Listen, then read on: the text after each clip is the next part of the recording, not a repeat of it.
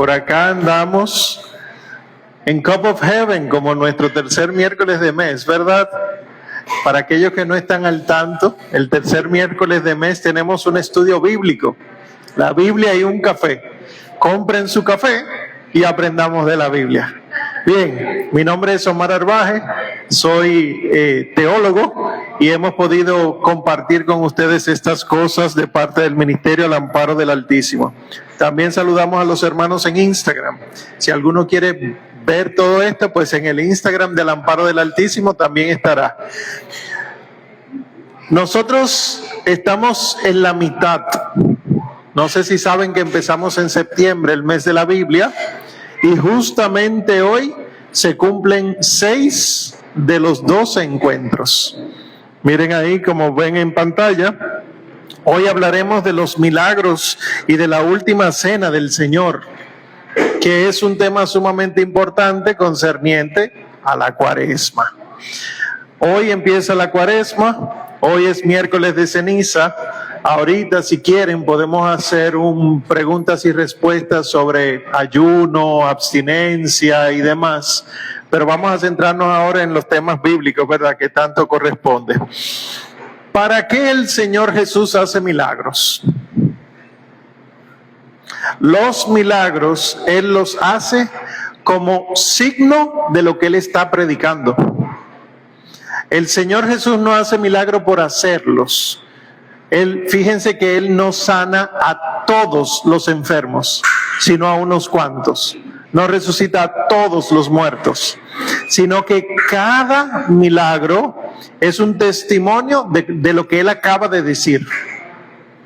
Y por eso entonces cada milagro tiene una función pedagógica. Esto hay que metérselo en la cabeza, porque hay veces que a Cristo le pedimos milagros y no conviene que tengamos el milagro. ¿Por qué? Porque recibo el milagro y seguro me lleno de soberbia o me alejo de Dios. Y hay algunos que solamente buscamos de Cristo cuando estamos enfermitos, ¿verdad? Entonces, los evangelios nos cuentan más de 30 milagros del Señor Jesús.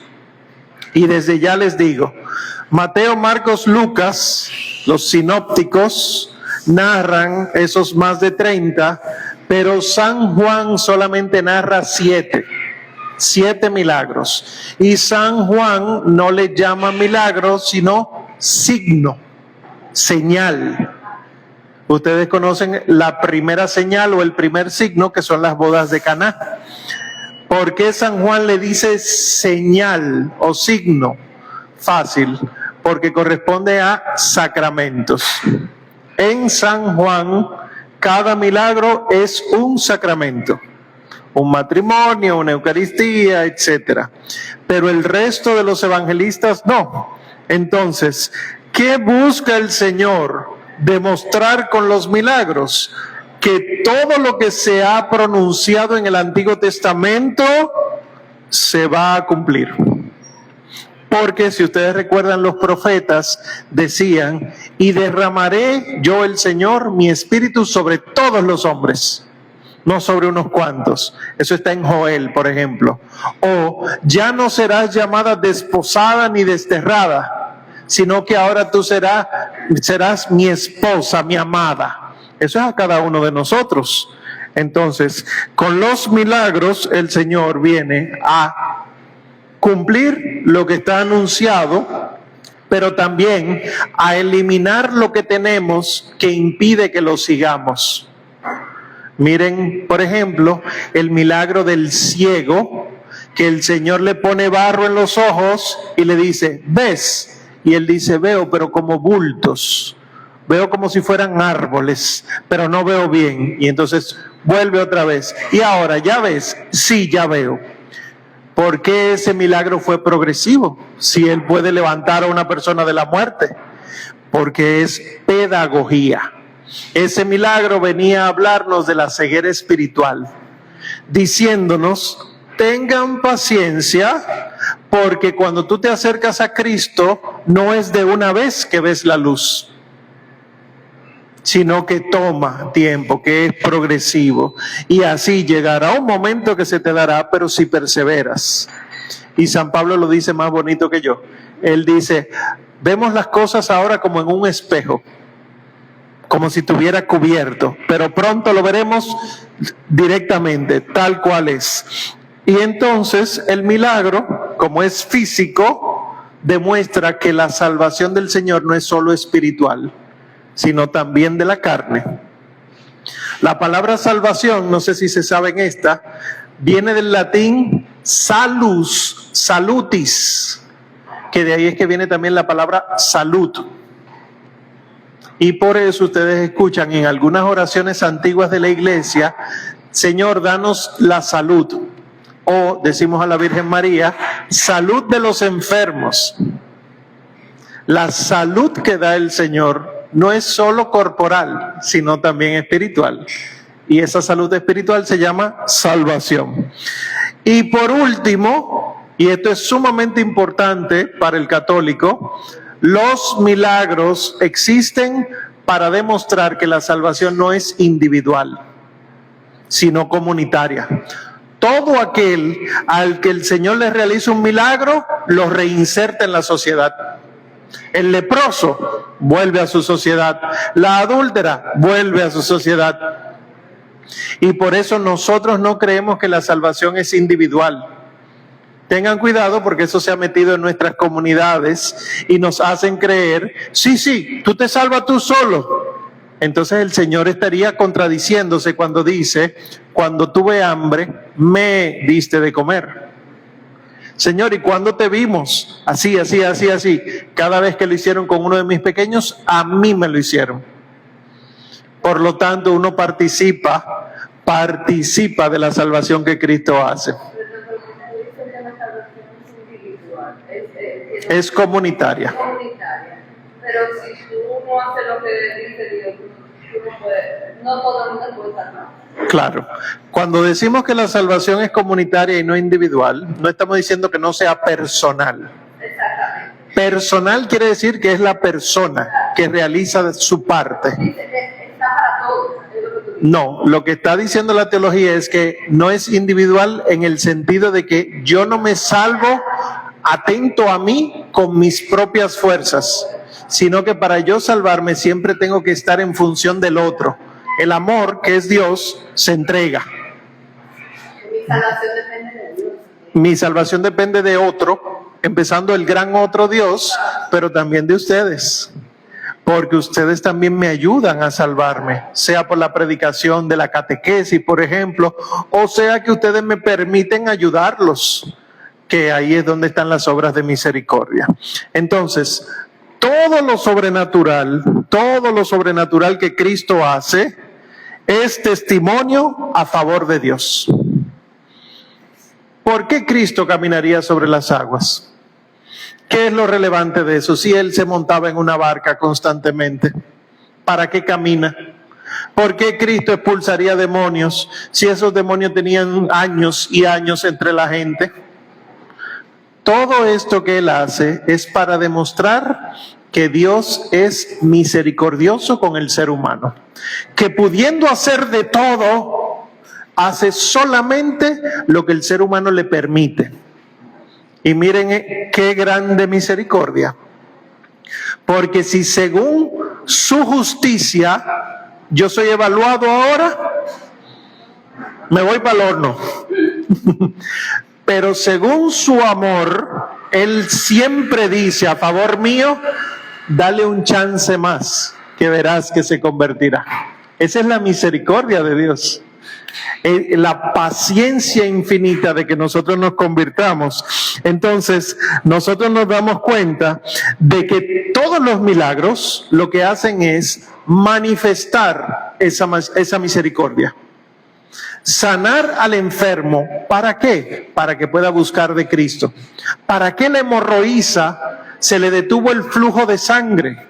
No era solamente la anemia y el hematócrito y esas cosas, sino sobre todo que ella era impura, porque estaba constantemente con el flujo, según la ley antigua. Cristo no dice, ella no es impura nada, sino que aunque ella no sea impura, le sana de aquello que los otros dicen que la hace impura. Y así entonces el Señor la reinserta, lo mismo la niña muerta que la resucita, la niña se pone a servir y automáticamente nosotros vemos en los milagros signos de la gracia. Entonces, en estos signos de la gracia, el signo más grande, el milagro más grande que hace Jesucristo, de todos, resurrección, exorcismo, resucitar muertos, ¿verdad? Exorcismo, multiplicar panes y peces, etcétera. El más grande se llama la resurrección suya. ¿Por qué? Porque nadie nunca había vuelto de la muerte. La carne humana no vuelve de la muerte hasta que Cristo vence la muerte. Y este es el milagro más grande. Ustedes y yo conocemos que a veces hay cursos que le dicen los signos del reino. Signos del reino le dice la teología a los milagros. Y hay milagros de conversión, que es el más frecuente y el más profundo, como alguien de no creer pasa a creer. Eso es lo más grande que hay, la fe. Pero también hay milagros que ocurren en la naturaleza. Se detiene el tiempo, el viento, la lluvia, se puede hacer que una higuera dé frutos o que se seque. Y también hay milagros que son físicos del ser humano, que le crece la pierna corta, lo que sea, ¿verdad? Que esto es lo que nos gusta ver.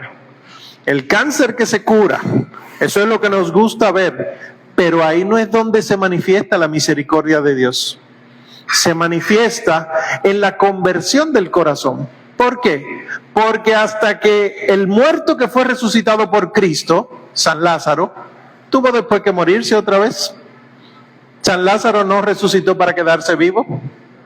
Quiere decir que todo sanado, todo exorcizado, muere.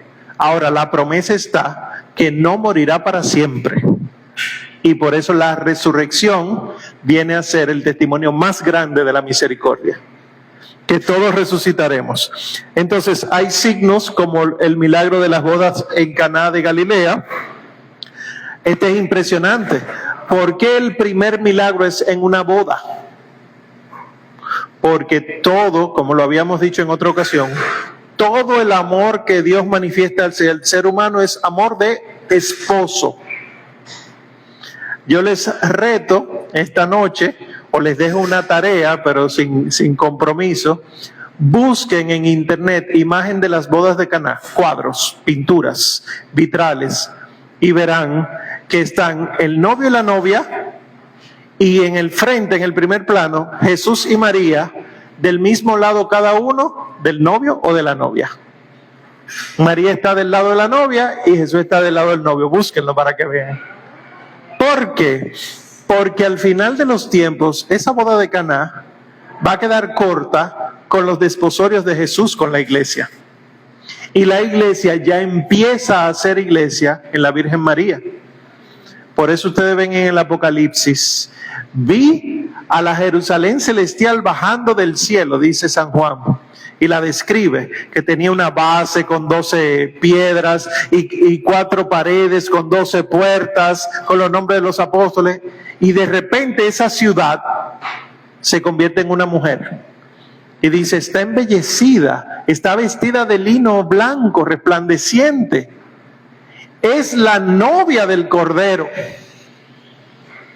Y ahí nos damos cuenta que la nueva Jerusalén, el nuevo pueblo de Dios, la iglesia, es la esposa de Cristo. Y por eso el primer milagro tiene que ser en una boda. Y les adelanto algo que les diré ahorita. Y el último también. Otro signo del reino, cuando el Señor expulsa a los vendedores del templo. ¿Por qué?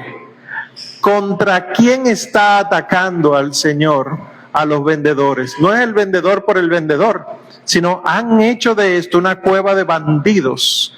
¿Pero qué hacían? Eran comerciantes vendiendo dentro. Eso estaba prohibido. Porque ya el Señor lo había dicho, no se puede servir a Dios y al dinero. Pero si ustedes lo buscan en la Biblia, verán que dinero está con D mayúscula. Búsquenlo en su Biblia. ¿Por qué con D mayúscula? Si no es un nombre propio, porque sí es un nombre propio. El original dice, no se puede servir a Dios y a Mamón. Mamón es el demonio de las posesiones, del tener.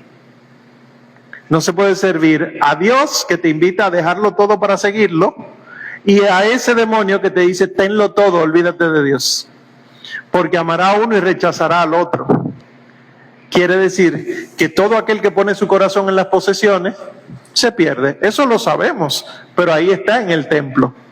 Además de que el templo, recuerden, representa a Cristo, su cuerpo.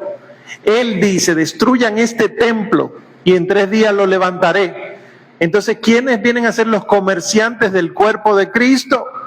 Los que buscan de Cristo equivocadamente.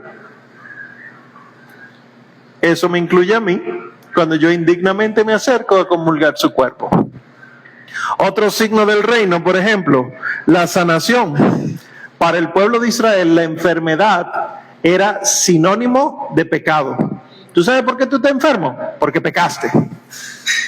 Y los profetas decían algo así, hasta que por fin Isaías dice, no es por eso. Hay ocasiones que la enfermedad no viene porque la persona pecó. Y luego el Señor lo dice. El Señor Jesús dice, Él no está así, el ciego de nacimiento, ni porque pecó Él, ni porque pecaron sus padres. Está así, ¿alguien sabe cómo sigue ese verso? Él está enfermo para que se muestre la gloria de Dios. Y aquí se pelean las 2 neuronas que tenemos despiertas a esta hora. Hay gente que está padeciendo para que se muestre la gloria de Dios.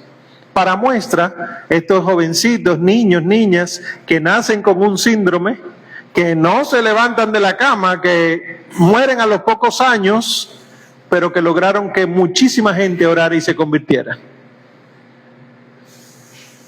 Se muestra la gloria de Dios a través del enfermo. Y son cosas inexplicables. Y el pecado, dice Cristo, no es heredado. Lamentablemente hay una corriente que se ha metido también entre nosotros, que dice que nosotros tenemos pecados intergeneracionales. Y la iglesia ha dicho en varias ocasiones, eso no existe. ¿Por qué? Porque si hay pecados que tú heredaste, exceptuando el pecado original, pecados que tú heredaste, quiere decir que tú no tienes culpa de ese pecado. Y si tú no tienes culpa de ese pecado, entonces tú no necesitas un redentor ahí. ¿Qué pasa? Que esto de la sanación intergeneracional, que lamentablemente hasta en las misas se ha metido, hay documentos de la iglesia que dicen no es correcto. Que otra cosa es estructura de pecado. ¿Qué es eso? Que en mi casa, la casa de mis abuelos, de mis bisabuelos, lo que sea, había una dinámica constantemente entre los adultos y demás que facilitaba que la gente pecara de algo. Por ejemplo, se decían muchas malas palabras ya en esa casa. Y entonces es fácil expresarse con malas palabras. Eso son estructuras del pecado, eso no es pecado heredado. Eso se aprendió en un ambiente que propiciaba eso. Y así puede ser el hablar mal, el pensar mal, el actuar mal, cualquier tipo de pecado. Entonces los pecados intergeneracionales, Cristo dice, es que no pecó él ni pecaron sus padres. Y ya él hacía referencia a Jeremías. El profeta Jeremías dice, comieron los papás uvas agrias, agrazones, y los hijos tendrán dentera. No. No será así mientras yo sea Dios. ¿Por qué? Porque es injusto. Viéndolo como el que hereda el pecado, me conviene porque no tengo que matarme tanto para cambiar. Pero viéndolo desde Dios que te crea, tú estás siendo injusto contra Dios. Porque entonces Dios no puede cambiar nada. Después, si ustedes quieren, hablamos más de esos pecados intergeneracionales. Seguimos con los signos del reino. Otro signo del reino, el demonio. El demonio decidió definitivamente alejarse de Dios y no estar conforme a su plan. Eso es definitivo e irrevocable. porque la decisión Él la tomó en la eternidad. Entonces no es correcto orar por la conversión del demonio. O sea, que no se puede. Él no se va a convertir ni ningún demonio. Ningún demonio se puede arrepentir, porque su decisión fue para siempre. Es decisión de ellos. Ahí uno se da cuenta de la misericordia de Dios para el ser humano. ¿Por qué? Porque cuando nosotros pecamos con Adán y Eva, estábamos en el tiempo de Dios. Y la razón por la que Dios nos expulsa del paraíso es para que nuestro pecado no sea para siempre, sino que tuviéramos oportunidad de redención. Por eso ustedes y yo, mientras vivimos, podemos arrepentirnos. Después de muertos, ya no hay arrepentimiento posible. La purificación en el purgatorio es del apego. Se supone que todo el que está arrepentido de corazón y busca a Dios con sincero corazón y muere, va al cielo, ¿verdad? Amando a Dios sinceramente. El que no, bueno, pues se va para el infierno. Aquí nosotros vemos que Cristo vence al demonio de varias maneras. Las tentaciones en el desierto, las posesiones con los exorcismos, que Él no le hace caso, Él los manda a callar en un momento. Le dice, cállense. Cuando ellos le dicen, ¿qué quieres de nosotros? Otro signo del reino, por ejemplo, el Señor Jesucristo buscando a los rechazados, a los enfermos, a las mujeres que el sistema judío los rechazaba, a los samaritanos que no querían saber de ellos, etcétera, y le da la oportunidad que le dio a Adán. No sé si se han preguntado cómo Dios, que lo sabe todo, le pregunta a Adán, Adán, ¿dónde estás?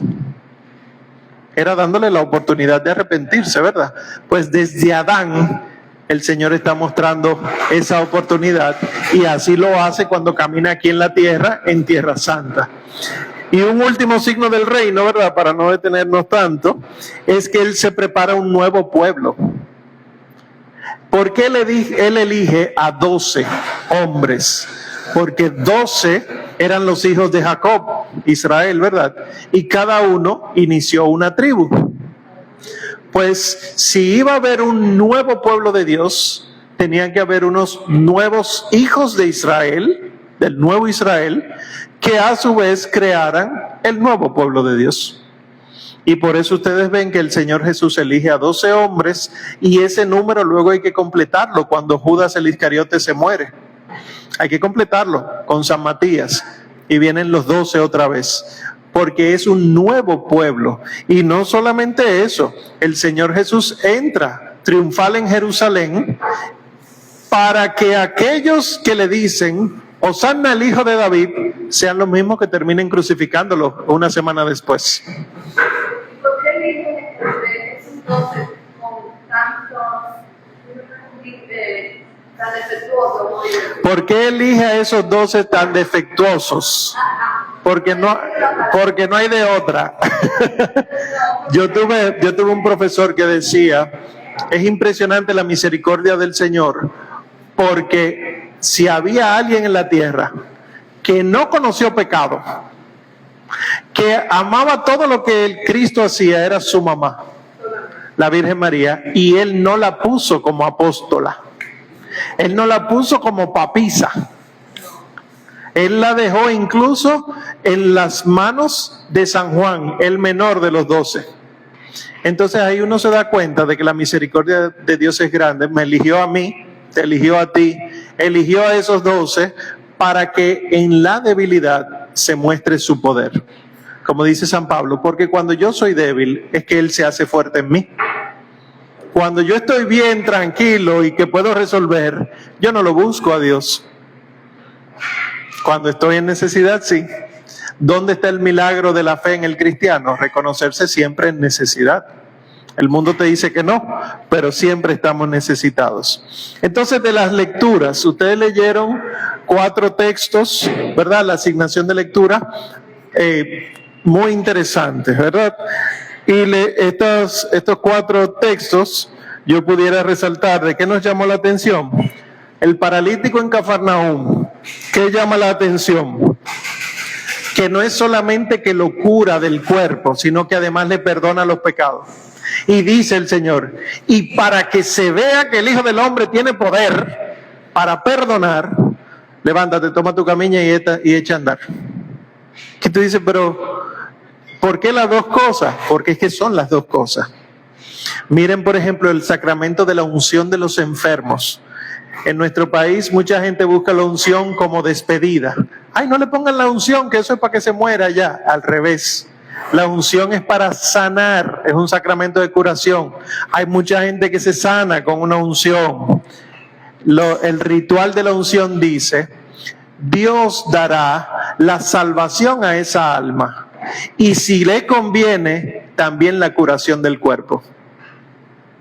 Se sana físicamente aquel que le conviene sanarse físicamente.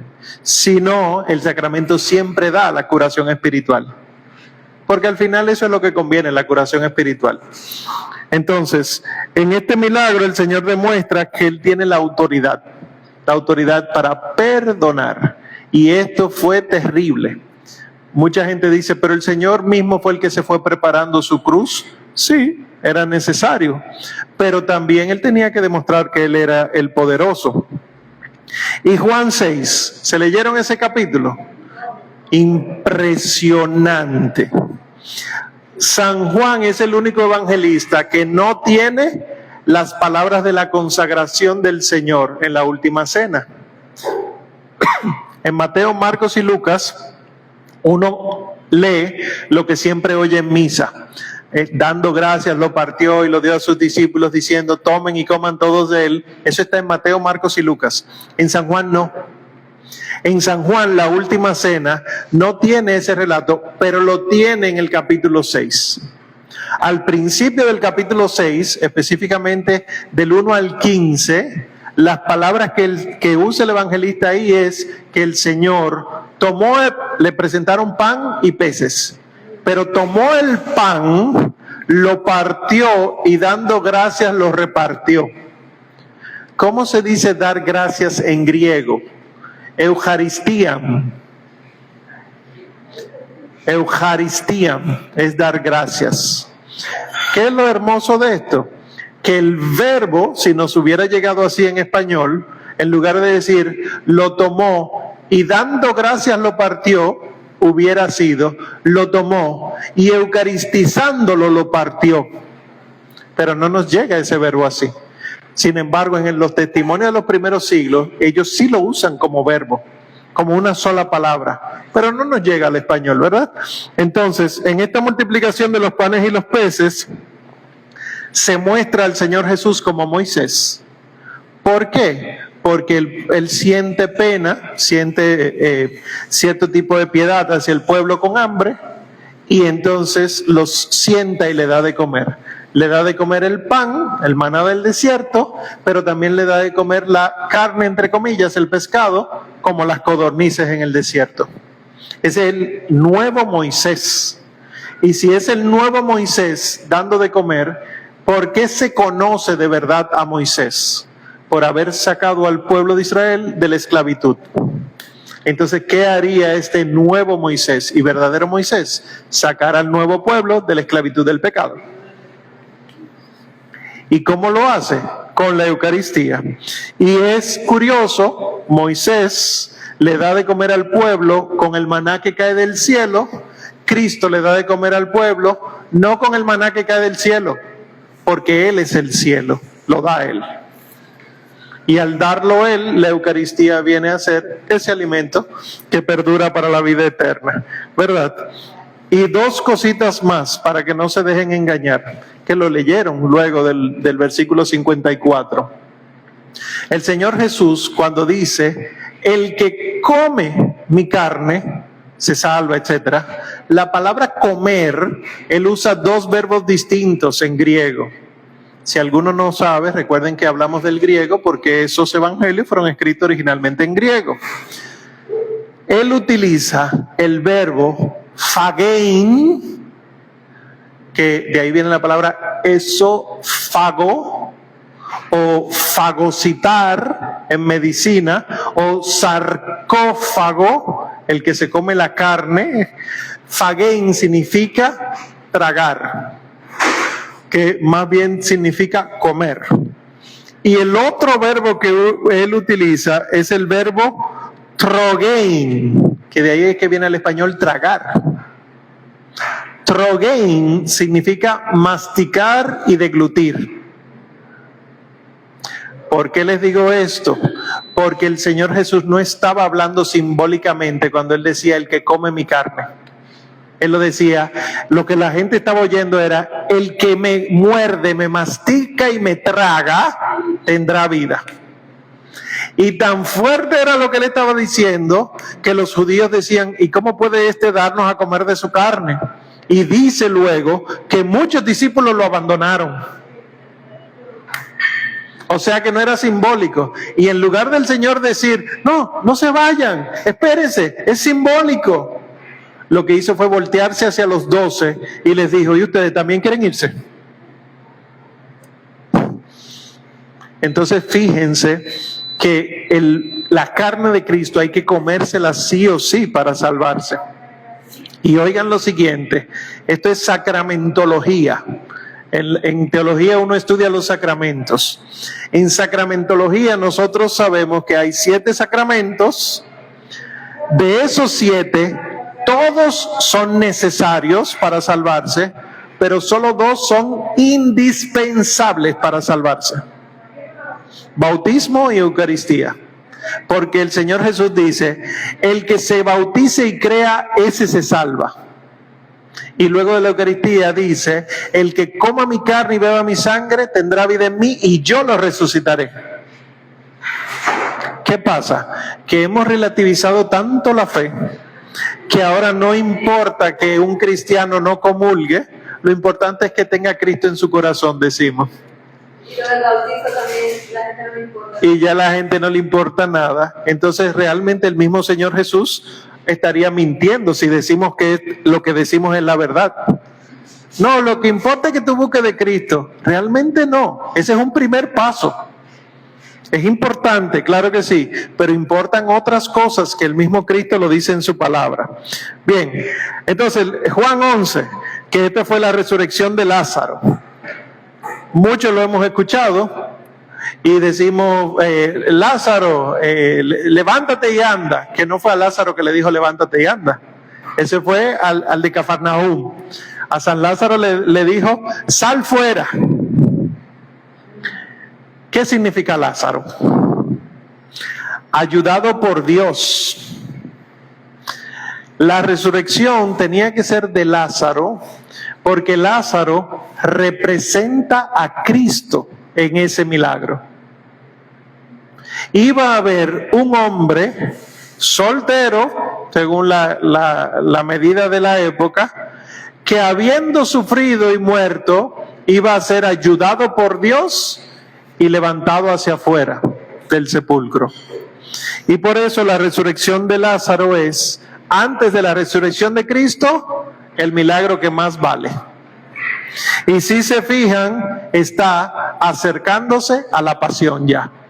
Es la resurrección de Lázaro no ocurre al principio del ministerio de Cristo, sino hacia el final. Eso es Juan 11. Y la pasión de Cristo empieza básicamente en Juan 16. 17 con la oración sacerdotal. Y por lo tanto, entonces, si la resurrección de Lázaro prefigura la resurrección de Cristo, cuando ustedes y yo leamos esa resurrección o la escuchemos en la liturgia, tenemos que estar siempre pendientes de que es Cristo. Está anunciando lo que viene con Cristo. Y por último, Lucas 22, específicamente del 14 al 23, que es la última cena. Pero la última cena según San Lucas, ¿verdad? Porque recuerden que eso está en los 4 evangelios. Pues la última cena es el momento cumbre. ¿Qué queremos resaltar? No es Pascua judía, es Pascua judía modificada. Y por eso se llama Pascua cristiana, la Pascua. La Pascua de los judíos no es igual que la Pascua cristiana, nunca jamás en la vida. Porque en la Pascua cristiana se hace presente el cuerpo y la sangre de Cristo. En la Pascua judía no. Y el Señor introduce unas palabras interesantes porque Él dice, esto es mi cuerpo que se entrega por ustedes, o que será entregado por ustedes. Quiere decir, y cuando dice, esta es mi sangre, sangre de la alianza nueva y eterna, que será entregada por ustedes, quiere decir que si esta es la carne que será entregada, ¿dónde? En la cruz, la cena y la cruz son un mismo acontecimiento. No son dos acontecimientos distintos. Podemos decir, la crucifixión es parte de la cena de Cristo y la cena es parte de la crucifixión. Si Dios quiere, eso lo veríamos en el próximo encuentro que vamos a hablar de la pasión de Cristo. Pero aquí, si ustedes se fijan como les pongo ahí al final, en el versículo 39 de Lucas 22, enseguida Jesús salió y fue como de costumbre al monte de los olivos, seguido de sus discípulos. No termina la cena. La cena judía tiene unos pasos y Él los deja sin concluir y sale al monte de los olivos. ¿Qué trae de novedoso esta cena judía? Pues el Señor Jesús observa lo tradicional, excepto cuando llega el Cordero. Cuando llega el Cordero Pascual, Él, en lugar de tomar el Cordero y repartirlo, Él lo hace a un lado y toma el pan. ¿Por qué? Porque Él es el Cordero. Y el cordero tenía que ser cocinado de una manera bien específica. El cordero era abierto por el pecho y el abdomen, se le sacan las vísceras y entonces se le introduce una vara por las dos patas delanteras de manera que quede abierto y una vara desde arriba hasta abajo de manera que quede erguido, y eso se clavaba frente al fuego o en medio de las brasas para que se asara. Los corderos eran crucificados. Entonces el cordero de la Pascua cristiana no estaba en la mesa, estaba en Cristo y tenía que ser asado más adelante. Ya lo veremos eso, ¿verdad? En su momento. El Señor también hace un lavatorio de los pies. ¿Qué llama la atención del lavatorio de los pies? Muchas veces lo escuchamos y no sabemos qué es lo que está pasando. El Señor Jesús empieza a lavarle los pies a los discípulos y cuando llega a Pedro, Pedro no es el primero, Pedro es el quinto.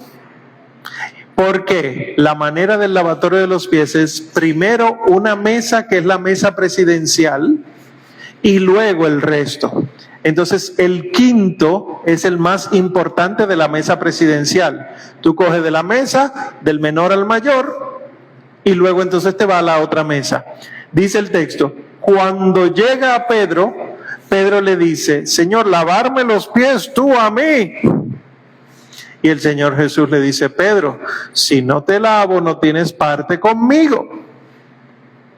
Ah, no, Señor, pues entonces báñame entero. Pedro, el que ya está bañado no necesita bañarse de nuevo. Este diálogo que uno, ¿verdad?, a veces se ríe, está hablando de la preparación para acceder a la Eucaristía. ¿Cómo así? El que ya está bañado, el bautismo, no necesita bañarse de nuevo. Ustedes y yo lo decimos, creemos en un solo bautismo para el perdón de los pecados. No hay que bañarse de nuevo. Y esto de lavarse los pies, entonces, ¿por qué Él va y lava los pies? Porque en nuestro andar en esta tierra, lo que está más cerca de la tierra son los pies. Y por eso se ensucian a cada rato. Esto está hablando de la confesión. Para poder sentarse a la mesa con Cristo hay que ser bautizado, pero también confesado, hay que estar confesado. Ya luego San Pablo dice, el que come indignamente el cuerpo de Cristo come su propia condenación. Es testimonio bíblico. Entonces, además de este lavatorio, el Señor toma la copa de la bendición y la pone aparte. Toma el pan dando gracias, lo parte y se lo da. Miren que no dice, toma él y luego lo reparte. Él no toma del pan. Igual el cáliz, tomen y beban. Él no bebe. ¿Cómo él se va a comulgar él mismo? ¿Verdad? Hablando en términos de sacramento. Pero lo dice la Biblia. Lo partió y lo dio. Entonces, estas son novedades. Él toma la copa de la bendición para consagrarla como su sangre. ¿Qué es esto de la copa de la bendición? Pues miren, en la cena judía se sirven 4 veces vino. 4 copas, le diríamos. Una primera copa, se lo estoy poniendo en pantalla por si alguno quiere leerlo, que es la que representa la huida de Egipto. Es la que se consume con las hierbas amargas y demás. Y Dios entonces da un consuelo, libera. Y la copa representa eso. La segunda copa es luego de la lectura del Éxodo, que es dando gracias a Dios por habernos liberado. La tercera vez es lo que se llama la copa de la bendición. Porque con esa copa, que ya estamos en la tierra prometida, bendecimos a Dios por el favor que nos ha hecho. ¿Qué pasa? Hay un salmo que ustedes y yo cantamos o rezamos que habla de eso. Dice, ¿cómo pagaré al Señor todo el bien que me ha hecho? Alzaré la copa de la bendición o de la salvación enfrente de mis enemigos. Es esa específica. ¿Qué pasa? Que la cena judía tiene una cuarta copa y Jesús no la sirve. Por eso, entre otras cosas, es que decimos que la cena está inconclusa. Falta una cuarta copa. La cuarta copa es la llamada copa de la consumación. Entonces el Señor Jesucristo no se toma esa copa, ni los apóstoles la dejan servida y se van para el monte de los olivos. Por eso dice en Mateo 26, y cantados los himnos salieron hacia el monte de los olivos. ¿Y qué pasa? ¿Dónde se tomará esa copa? Lo veremos el mes que viene. Bien, para marzo entonces, porque ya se nos acaba el tiempo, para marzo entonces lo que vamos a leer es solo San Juan, pero los capítulos 18 y 19. 2 capítulos de Juan, 18 y 19. Esa es la pasión. En marzo. Y eso es 18 de marzo. ¿Qué pasa? 10 días después de eso, Domingo de Ramos, nosotros vamos a hacer una catequesis inmersiva. ¿Cómo así? Vamos a hacer la representación de la cena judía paso por paso, con sus copas de vino, con las hierbas amargas y demás. Y ahí vamos a ir explicando en qué momento el Señor va instituyendo la Eucaristía. Domingo de Ramos, eso es domingo 29 de marzo, a las 5 de la tarde. Vayan a misa temprano. Y a las 5 de la tarde nos vemos en Casa San Pablo. ¿Está bien?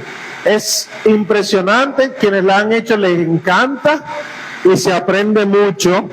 En el salón multiusos de la Casa San Pablo. La contribución son 1,300 pesos, que lo pueden hacer por transferencia, pero sepan que se aprende muchísimo. Bien, pues vamos a dar paso a sus inquietudes. Sebastián acá nos ayudará con el micrófono. Recuerden que nuestro próximo encuentro es 18 de marzo. Vamos allá, por favor, a escuchar las preguntas. Que van para la cena. Qué bueno. Anótense. ¿Alguna pregunta, alguna duda, algún comentario? ¿No? Ahí hay una, sí. Para que nos explique mejor la parte de los pecados generacionales, por favor. Los pecados intergeneracionales. La Iglesia ha dicho en muchas ocasiones que los pecados actuales, se llaman, los que uno comete en acto, no se heredan. Porque mi abuelo pecaba contra el sexto mandamiento, no quiere decir que yo he heredado eso de él. Imposible. Porque si fuera así, entonces, ¿quién pudiera romper esa condena?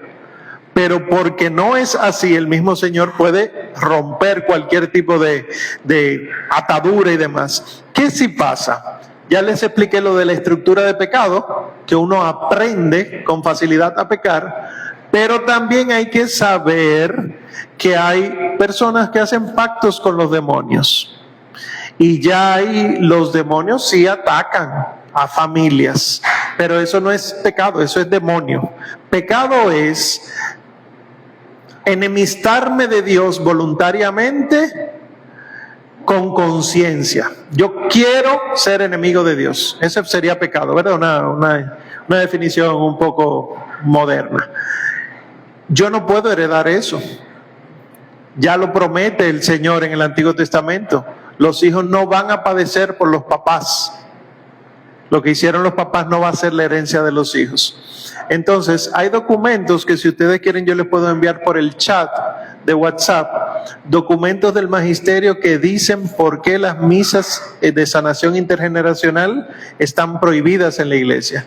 Yo sé que el padre fulano, está bien, no me digan nombres, pero se supone que no. Que aunque se haga, no deben hacerse, porque de fondo tiene una idea que no es católica, que no es teología de la iglesia, sino que es teología protestante. Los protestantes sí creen en eso.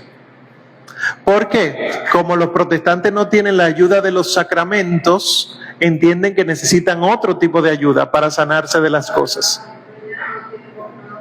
No lo tienen porque no lo quieren, porque si lo quisieran se vuelven católicos, es cierto. Pero bueno, nada, es por ahí. Yo le enviaré, buscaré los documentos y se los enviaré por el chat. Bien. Y el rosario intergeneracional también tiene ese fallo. Uno puede orar por los hijos, por los nietos, etcétera, y sería intergeneracional, pero no di que sanar como un linaje. Eso no existe. Sí, sí. Yo acabo de llegar, pero eso es cierto. Aquí solo llegar ya, pues estamos ahí. Sí. Ahora que lo del interior. Sí, hay unos desórdenes terribles, pero en el fondo, trae el micrófono hacia acá, por favor. En el fondo es falta de formación. Ok, yo tengo una pregunta que fue algo que me llamó la atención, que tú mencionaste, bueno, te puedo decir tú, ¿verdad? Ok, que tú mencionaste... Si digo que no, me ven mal. Ok, que tú mencionaste casi al principio, que era de no servir a dos señores, o sirve a Dios o sirve al dinero, que tú mencionaste el nombre Mamón, eso mismo. Pero yo hago la salvedad, por ejemplo, hoy en día, inclusive para nosotros los jóvenes, es un poquito cuesta arriba por la realidad que uno vive hoy en día, de que te bombardean con tantas cosas materiales y que eso es lo que está bien. Claro. Y básicamente se vende la idea de que acercarse a Dios es vivir en precariedad. Sí. ¿Me entiendes? Entonces, quisiera saber tu punto de vista, cómo uno lidia, por ejemplo, hoy en día con ese tipo de pensamientos allá afuera y seguir guardando los mandamientos de Dios o la comunión con Dios. Yo voy a decir lo que dijo San José Sánchez del Río, no sé si lo conocen, Joselito, que fue un niño que fue martirizado en la guerra cristera en México y fue canonizado hace poco. Joselito veía que estaban matando a todos los cristianos solo por ser cristiano en México, y él le dijo a su mamá: mamá, déjame salir. Mi hijo, tú eres loco, te van a matar. Mamá, es que ahora más que nunca es más fácil ganarse el reino de los cielos, dijo él. Entonces esa es la realidad ahora. Por haber tanto bombardeo es que es más fácil ser santo. Claro, es mucho bombardeo, pero donde quiera que tú te metas tú vas a ser un signo de contradicción. Y por ahí es que hay que irse. El Señor Jesús dice: quien quiera seguirme, que se niegue a sí mismo, que cargue con su cruz y me siga. El Señor no dice que vamos a vivir en abundancia material, pero sí vamos a vivir con su providencia. que no es precariedad, pero que el Señor da cuando tiene que dar. Por ejemplo, no hay personas más alegres en este mundo, eso fue un estudio que se hizo hace casi 8 o 9 años, que los consagrados. La profesión que produce más alegría en el mundo tuvo un empate en primer lugar entre sacerdotes y monjas. Y son la gente que menos posesiones tiene. ¿Por qué? Porque el corazón apegado es el problema. Y eso es lo que dice el Señor, la primerita bienaventuranza. Bienaventurados los pobres de espíritu, dice Mateo, pero los pobres, porque de ellos es todo. Diría San Juan de la Cruz, para tú poseerlo todo, tienes que dejarlo todo. O diría Santa Teresita, que quizás se acerca más a las edades de ustedes, Santa Teresita decía, cuando yo llegue al cielo, yo no quiero irme con que hice esto, hice aquello, yo quiero llegar con mis manos vacías, para que estando vacías haya espacio para que Él las llene de Él, y así yo pueda derramársela a los demás. El mundo te dice, tiene que tener no solamente un grado, una profesión, carrera, sino tiene que tener un posgrado, una maestría, tiene que haber no sé cuántos años de experiencia, tiene que tener tal aparato móvil para poder aceptarte en este trabajo, lo que sea. Y el Señor Jesús te dice, no, ten lo que tengas que tener, pero que no sea ahí donde esté tu corazón. Hay quien tiene que comprar un vehículo porque el trabajo le exige que el vehículo sea de cierta gama. Si tú vas a ser visitadora médico, tú tienes que tener cierta apariencia, lamentablemente, pero que tu corazón no esté en eso. Y el truco está en atender las necesidades de los demás. Si el Señor te da mucho, atiende mucho a los demás. Si Él te da poco, deja que otros te atiendan a ti. La divina providencia. Es un salto de fe, pero se puede con el Señor. ¿Quién más? ¿Alguna última intervención? ¿Alguna última duda? Recuerden que es la Biblia y un café. Si no han pedido su café, por favor. Sí, aquí. Vamos a pasarle, Rosy, el micrófono para que te escuchen por Instagram. Una Biblia audio. Acércate al micrófono. Una Biblia audio. Ajá. Dice que es católica porque dice que es de la que nosotros usamos siempre. Sí. Pero yo veo aquí que no llega a donde dice ahí. Pero dice una frase que dice, cuando le dan una copa en la cena, dice, tomen esto y repártanlo entre ustedes, porque les aseguro que ya no volveré a beber del jugo de la uva hasta que Así llegue mismo. el reino de Dios. Y después entonces tomó el pan y ya después de la cena es que esta copa es la alianza. Exactamente. O sea, primero dice jugo de uva. Así mismo. Eso lo veremos en marzo, pero te adelanto que Él no está diciendo vino ahí. Él dice, les aseguro que no tomaré del fruto de la vid o del jugo de la uva hasta que lo tome de nuevo en el reino. O sea, Él va a tomar una copa. Lo que pasa es que ustedes y yo no la conocemos como copa. En marzo, cuando veamos su amarga pasión, veremos que hay una copa que Él se toma.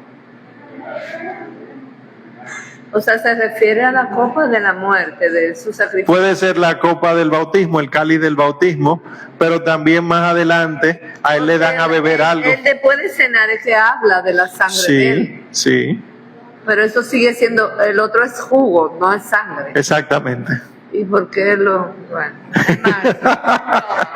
Sí, para que se queden con el suspenso. Me llamó la atención. Qué bueno. Eso es lo importante de la lectura que ustedes están haciendo, que lean lo que dice la Biblia, no lo que tenemos en la mente. Porque aquí hay cosas que uno la ha oído tantas veces que ni siquiera sabe.